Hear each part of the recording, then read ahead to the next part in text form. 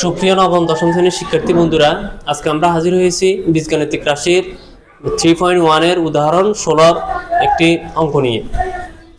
দেওয়া আছে a সমান √3 প্লাস √2 হলে প্রমাণ করো যে a কিউব প্লাস 1/a³ সমান 18√3। এখন আমরা যদি প্রশ্নটির দিকে লক্ষ্য করি, তখন a আছে এবং 1/a আছে, আমাদের এর মান দেওয়া আছে। তাহলে আমাদের প্রথমে লক্ষ্য থাকবে, দেওয়া আছে লিখি আমরা, দেওয়া আছে a সমান √3 প্লাস √2। এখন আমাদের 1/a এর মান প্রয়োজন, সুতরাং 1/a সমান 1, এর মানটা বসাবো √3 প্লাস √2। আমরা টেস্ট পেপার খুললে দেখতে পাই এই অধ্যায় করতে গেলে এই টাইপের অঙ্ক থাকে প্রতিবার। এখন যদি 1/a বা 1/x যেটাই বের করার প্রয়োজন হয়, আমরা প্রথমে নিচে a স্কয়ার মাইনাস b স্কয়ারের সূত্র প্রয়োগ করার চেষ্টা করব।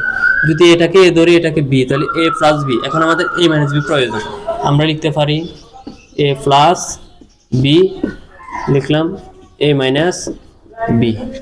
আমরা সাইড নোটে লিখব, উপরে সমতা করার লক্ষ্যে উপরত √3 মাইনাস √3 দ্বারা গুণ, 1 এর সাথে গুণ দিলে যা থাকে তাই হয়।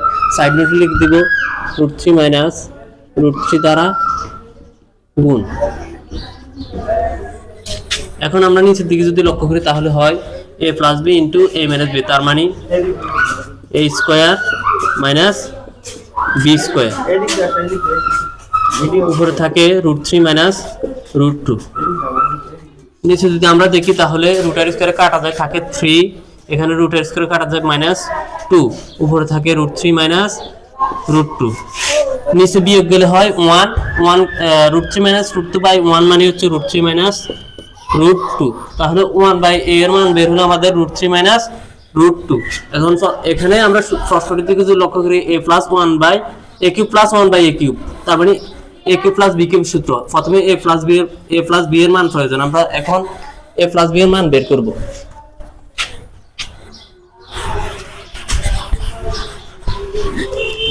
এর মান বেরিয়েছে √3 মাইনাস √2। এখন a প্লাস 1/a এর মান হচ্ছে √3 প্লাস √2 প্লাস 1/a এর মান হচ্ছে √3 মাইনাস √2। প্লাস √3 মাইনাস √3 বাদ গেলে থাকে √3 দুইটা, 2√3। এখন আমরা যদি বাম পক্ষ লিখি, a³ plus 1/a³, a³ plus b³ সূত্র প্রয়োগ করবো আমরা, a plus b whole cube minus 3ab into a plus b। এখন আমাদের a প্লাস b এর মান হচ্ছে 2√3 হোল কিউব মাইনাস 3 ইন্টু 2√3। এখানে a আর a কাটা গেছে, a প্লাস b এর মান আমরা বসাইছি। এখন এখানে যদি আমরা 2√3 কে কিউব করি, তাহলে থাকে 8 3 8 24, 24√3 মাইনাস 3 2 6√3, বিয়োগ করার পর থাকে 18√3, যা আমাদের টান ফ্যাক্টরের সাথে মিলে গেছে। আমরা লিখতে পারি আর এখন আমরা খুব সহজে অঙ্কটির সমাধান বের করে ফেললাম। পরবর্তীতে নতুন কোনো ভিডিওতে আমরা হাজির হব ইনশাআল্লাহ।